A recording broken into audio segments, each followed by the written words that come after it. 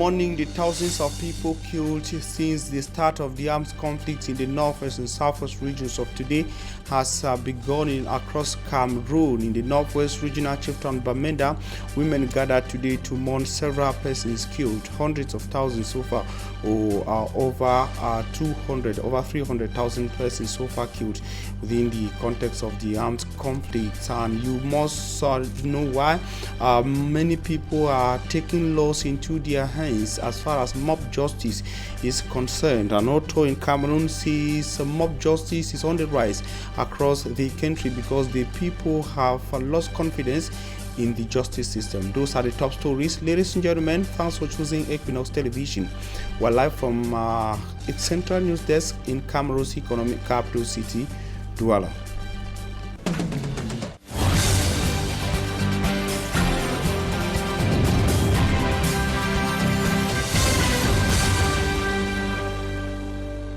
Thanks for joining Equinoxe Television. You are on to the primetime newscast coming live from Cameroon's economic capital city, Douala. And for me, I'm Strong Sander. We begin with one of our top stories. Studies have revealed that majority of mob justice cases in Cameroon, the increased phenomenon, is because of the lack of confidence in the justice system by the population. It is part of the declaration of an author of a book titled Mob Justice in Cameroon. The author says until confidence is reinstated between the population and the justice system, Cameroon will continue to suffer increased numbers of mob justice or increased cases of mob justice. Simat Njikangebre tells us more in the following report. Several persons have been accused of stealing and are beaten to death in our streets. Mob justice is not strange to many Cameroonians. In a scientific study that was taken by Boris Menunga, titled Mob Justice in Cameroon, the 150-page book gives reason for such a practice in our country. There seems to be a lack of confidence between the presiding judge and the population, reasons why mob justice is common. En partie à la justice, c'est pourquoi ils décident de se rendre justice eux-mêmes. À côté de ça, on peut avoir des causes liées à la pauvreté. These conclusions, according to the author of the book, is based on investigation he carried out in the key towns of Cameroon, Yaoundé and Douala. In reality, we don't take laws into our hands. If someone steals from you, both of you have 50% chances if you both are judged. So, it's not good to take laws into your hands. The book, titled Mob Justice in Cameroon, is out to sensitize the population on the negative impact of taking laws into their hands.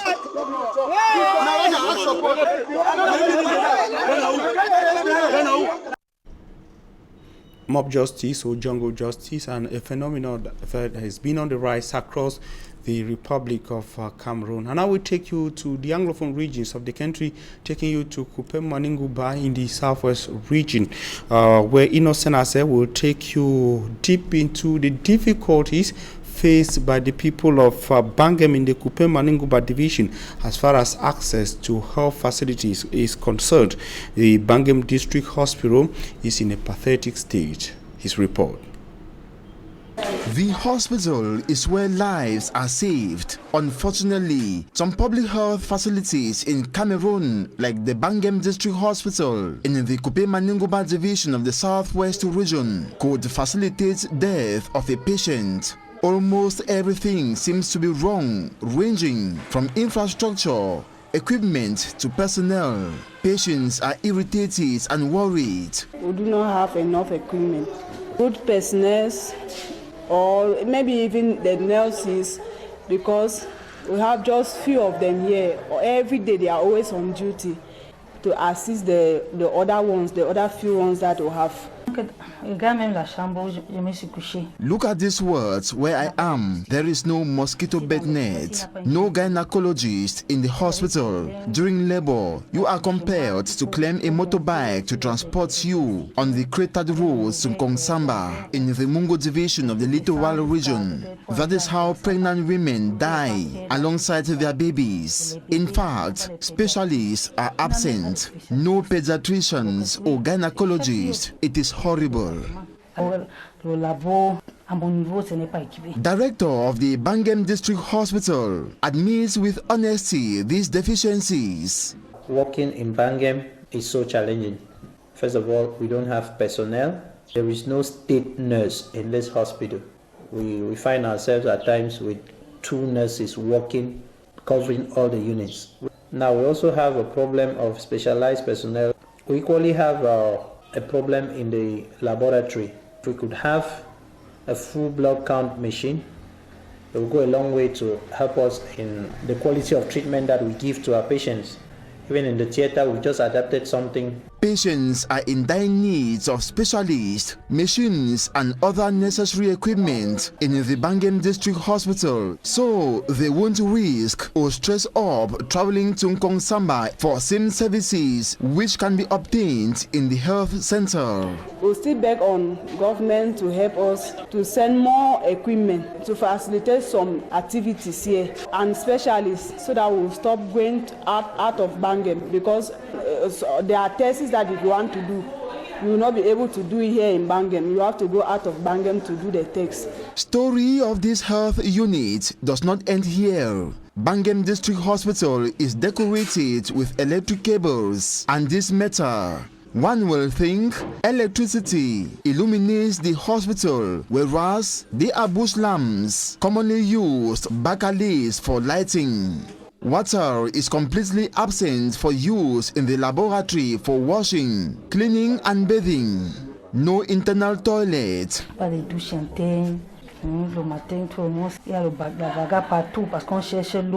external ones are seldomly kept clean to avoid infections. Rubbish pit is found just few meters from the hospital, whose structure has dilapidated. If the structure is physically presentable today and a little equipped, it is thanks to the assistance of a group of Bangem youths. To be honest with you, the hospital has difficulties in terms of equipment, and that is why we also wanted to give a touch by trying to buy some needy. The state have been doing something they want to believe it had not been enough. It used to be in a deplorable situation, be it from the structure, the physical look, and even the staffing. Health is wealth. Without your health functioning well, you can never do anything. Dr. Emmanuel Esambe can only appreciate this gesture on behalf of his handful die-hard personnel. It becomes really difficult for people to leave from Bangem to Kongsamba to go and consult. So if we could have those services here, it will be a boost to the hospital.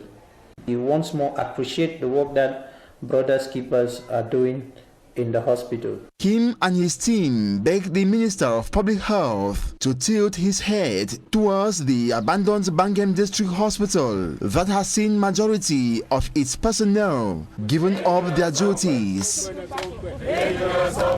The challenges of the Bangem District Hospital in the Kupe-Maninguba division of the southwest region of Cameroon, a similar picture of what obtains in the 2 Anglophone regions, that is the northwest and southwest regions of Cameroon. And some people argue that the today called armed conflict in the Anglophone regions would have not been the case if there weren't developmental challenges in the 2 Anglophone regions of Cameroon.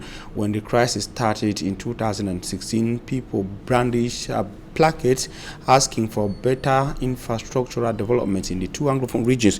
And today, Mafos and mothers of the Northwest region stage a mourning ceremony at the grandstand in Bamenda to condemn the killings that have become the order of the day since the crisis escalated in the 2 Anglophone regions of Cameroon. Drawn from across the region, the Mafos and mothers cried out and prayed to God in various local languages while pleading with the belligerent to seek for peace to return to the northwest and southwest region. They took a short walk on the Commercial Avenue in Bamenda to show their indignation, brandishing placards with very touching messages, as could be seen there on your screens. Among other dignitaries present were also members of parliament, elected officials of the northwest region of Cameroon, mainly women. And of course, the mourning continues across Cameroon since the escalation of the armed conflicts. It should be recorded that we've had a series of these mournings staged in different parts of the country. It became frequent since the assassination of kids in Kumba Nememe of the southwest region of Cameroon. But it is important to understand the impact of the Anglophone crisis on life in the two Anglophone regions. And today we are painting the picture of the educational industry in the northwest region, a once vibrant sector that is now lying on in ruins. It should be recalled that November 21st, 2020 marks exactly 4 years since the first school boycott began in the two Anglophone regions of Cameroon, and the industry has been suffering with repeated violence, attacks and abduction and burning of some of the schools. Mbustela takes us to the education industry in the Anglophone regions. November 21st, 2020 marks 4 years since the children in the northwest and southwest regions began staying away from school. Their teachers and the lawyers were observing a sit-in strike, protesting against the non-respect of their Anglo-Saxon educational, linguistic and judicial cultures. In 2017, some activists joined the protest demanding a review of the form of state, demands that led to government's crackdown on frontline protesters. Between 2017 and 2020, lawyers gradually returned to the courtrooms. Teachers are getting other jobs without the regions in conflict, but the children are left stranded in their communities. Before the crisis started, I was in class 5, and by now I was supposed to be in Form 3, and now I am in class 6. I've lost 4 years. My name is Ahmad Victor. I am in I am in class 6. We are staying for long that we are not coming to school. 4 years into the conflict, the educational industry of the Northwest region has been hardest hit. The number of children going to schools have reduced. The number of teachers in our school system who are effectively working have reduced. We register fewer children for examination since the advent of the crisis. Much of the basic education infrastructure in the region has been destroyed. After 4 years, I would have been in 500 and close to 500, 600,000, given the progressive increase that I had over the years. But if I am at 100,000 today in 2020, and I was at 422,000 in 2016, November 2016, you see where we are. The government high school Tala in the Donga Mantung division is in a deplorable state. It is one of the schools that was vandalized, but it is not the only in urgent need for rehabilitation works. It's a high school with the science options. So we have more than 16 subjects taught in this school, but only 6 teachers. Look at the administrative block. You've seen all the dilapidated structure where I am is 38 years old. We inherited it from the primary school next door. And this school is 14 years old. I'm appealing to governments to give us a helping hand. Furawa in Menchim division has had the lowest number of operational schools in the basic education sector. The subdivision has 1 out of the expected 16 schools, with 454 out of the expected 596 pupils as at November 19, 2020. Since the start of the 2020-2021 academic year on October 5th, strides are being made with aims at helping these children and their teachers get the basics for an effective teaching and learning. One of such actions was carried out by the 3rd Rapid Intervention Battalion. They distributed didactic materials, benches, renovated school buildings in 20 schools spread across Bui, Dongamantung and Menchum divisions, which have had zero school activity in the last 3 years. The hierarchy knowing that education is the best thing for our future generation, decided to offer 3 classrooms, books, to make sure that children should continue schooling. In the Northwest region, the most enclave areas have the least number of operational schools and children. Thanks to these military people, where they be, that they are able to make 40 decks with 2 classrooms. But our problem still stands. The children are more than 250. We are pleading that more classrooms should be constructed so that these children will be accommodated inside the classrooms. We are equally asking for textbooks. These children have started school, but they don't have materials. We need more textbooks, we need exercise books and writing materials. Many establishments in the Northwest region are now covered with grass. The dilapidating structures are now begging for urgent attention.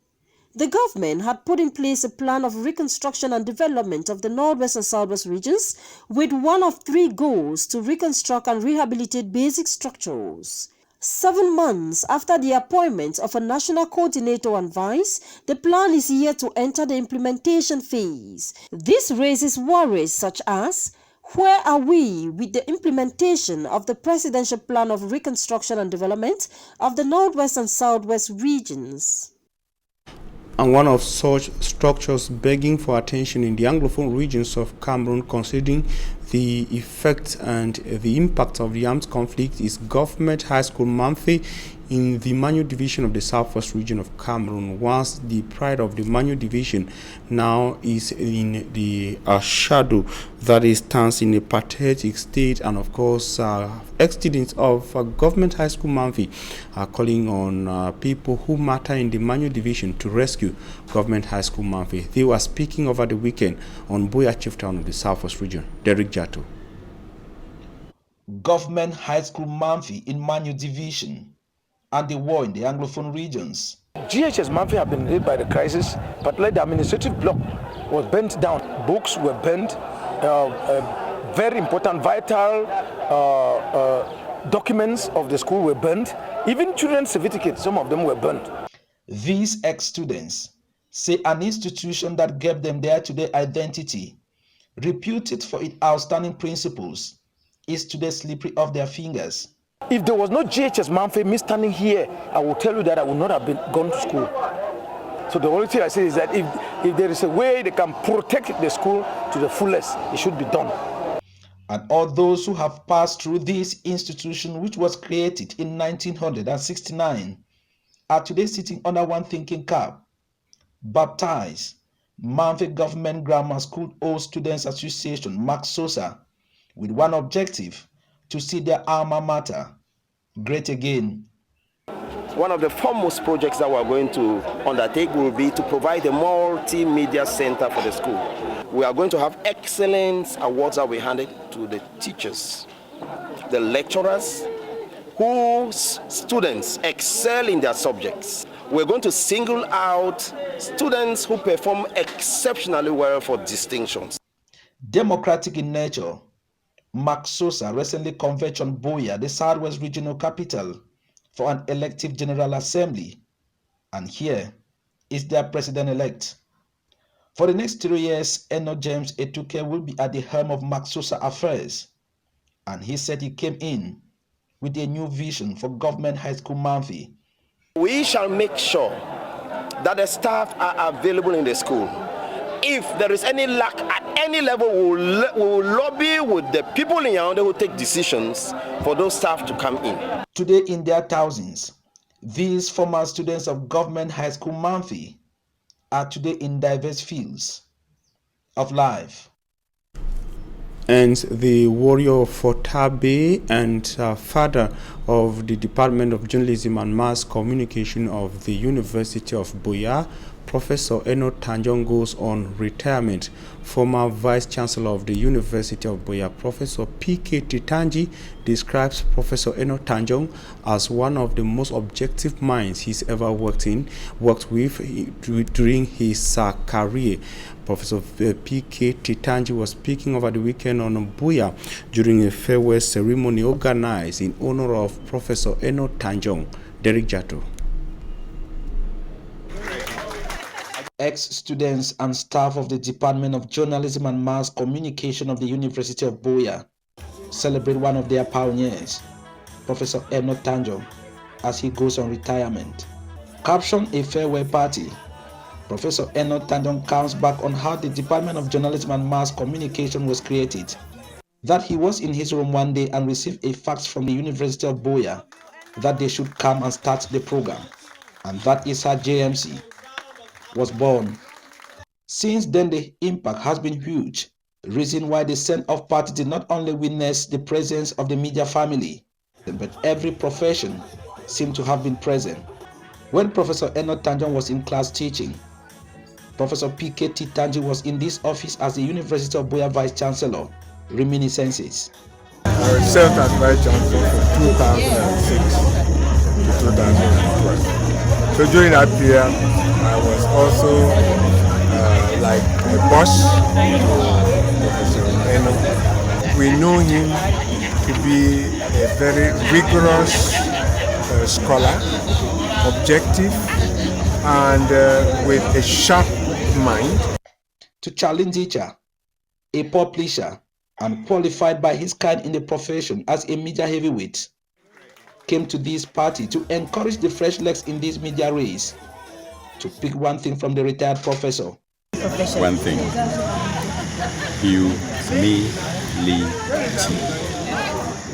Humility. Enno Tanjong is very humble. And this is how Professor Enno Tanjong wishes to be remembered. Enno Tanjong is a man who made JMC a family. I want it to be on an epitaph. This is a man who made JMC a family. The Pope of JMC and warrior of Fortabe goes on retirement at the age of 65 and said he is satisfied, for he has left behind surviving instincts for his successors. Professor Enno Tanjong, father of the Department of Journalism and Mass Communication of the University of Buea, goes on retirement. And now the hike in prices of eggs and chicken across markets across the Republic of Cameroon is said to be alarming. In the following investigative report, Charles Abonnez tells us why. Eggs are the most consumed dairy products in Cameroon. But these days, the product is constantly becoming a scarce commodity in the market.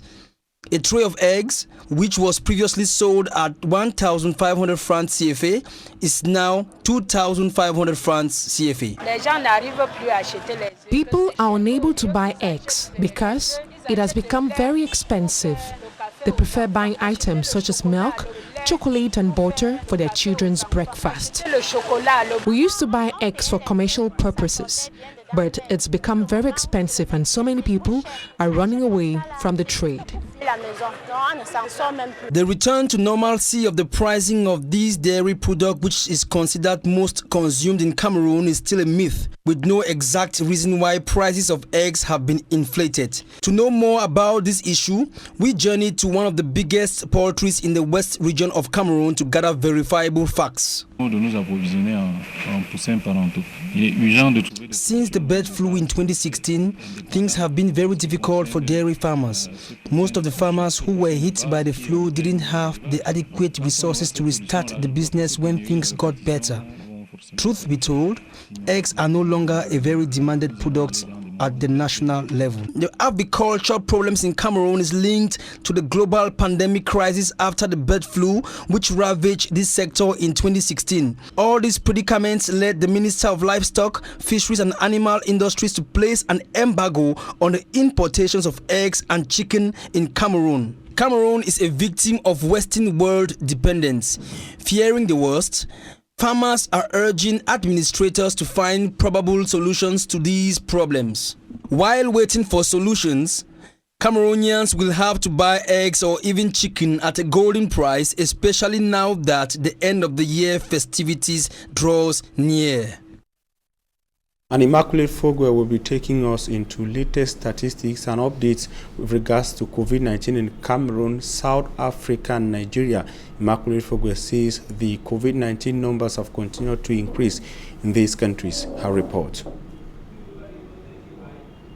The littoral and west regions now tops the list with the highest number of COVID-19 cases in Cameroon. 916 active cases were recently registered in the country. The Minister of Public Health, Dr. Manauda Malachi, blames the non-respect of anti-COVID-19 measures by the population. Cameroon has so far registered a total of 23,842 cases and 435 deaths. The government of Cameroon is calling on the population to be vigilant so as to bar the way of the second wave of the coronavirus pandemic. South Africa, on its part, records 2,080 new cases in a day, bringing the total number of confirmed infections to 769,759 cases. The Minister of Health on Monday announced that 65 people have been killed by the virus recently, pushing the total number of deaths to 2,968. The minister adds that 711,195 people have recovered from COVID-19, while over 50 million people have been tested since the virus was detected in the country 8 months ago. In Nigeria, the number of COVID-19 cases continues to record a significant increase. On the 23rd of November, 56 new confirmed cases were registered, with 1,668 confirmed deaths and 62,241 persons recovering. Cameroon wants to emerge by 2035. Might be not with every locality across the country. Makak subdivision in the Nyong division of the central region of Cameroon is said to be living several years behind other parts of Cameroon. The area suffers acute underdevelopment, with mobility being the major challenge. Details in the upcoming report. Cut off by underdevelopment from the rest of Cameroon, crossing over the Nyong is the only option for inhabitants of Longhe who wish to join the rest of Cameroon. Longhe chiefdom in Makak subdivision, Nyong division of the central region of Cameroon suffers acute underdevelopment, to say the least, and their only track out of enclavement, which is crossing the river Nyong, has become a death row. The most recent tragedy here, according to local inhabitants, is the drowning of 2 women whose bodies are still missing. Local inhabitants say their canoe capsized after a strong winds pushed it to hit this ferry, which has not been working for several years. The ferry, which was used to move people and goods across the river, has not been functioning for over 4 years now. Over 180 million francs CFA was recently given in a contract to a company to repair this ferry, but it is still not functioning. But the ferry is still not functioning, leaving the population in misery. Following the cry of the local population, an engine boat was provided as a temporary measure. A timetable to cross over the river Nyong using the engine boat was then established, giving priority to kids. Life in the area is increasingly difficult for the people who say they expected a positive change in living conditions after voting the CPTM party in their area. Few days after the technical reception of this ferry, the cables could not function. We want to know if the money was swindled. This is impossible. The news of the repair of this ferry was received with a lot of joy. It was said that the ferry has been renovated and handed over to our elite. But look at it now. Our children have to cross here to go to and from school every day. Same with our pregnant women. Yesterday, 2 women were forced to deliver their babies in their houses no way to cross over the river Nyong. It is highly risky. Militants du RDPC, nous avons donné nos voix pour que le RDPC puisse nous aider à ce que ce bac puisse fonctionner. Les gens ne font que mourir. Nous implorons. To better understand the regard of the administration, we headed to local administrative officials who said little with regards to the quest for a lasting solution in Makak. We took measures by going to the site of the incident and at the same time informed hierarchy of what has happened. And we are lucky that promptly the Minister of Public Works sent a very powerful delegation, including the entrepreneur that is responsible for the repair of the ferry. And that delegation came as a short-term measure, as an urgent measure or solution to the problem. They brought along a canoe, an engine canoe, or an engine boat, as you can say, that will now help the people to go across the river. To calm the angry population and maintain peace, the divisional officer from Makak said he had to suppress several attempts by the local population to publicly protest. The people of Makak subdivision say they have been practically abandoned, with the road network abandoned by competent officials. The only option, which is to cross over the river Nyong, is increasingly becoming a track of no return. While hoping for a miracle to solve their problems, especially that of mobility, Makak subdivision continue to leave several years behind the rest of the Republic of Cameroon. And the report from Makak in the Nyong and Kele Division Central region of Cameroon brings us to the end of this edition of the news on Equinoxe Television. We thank you for your very kind attention. Still with Equinoxe.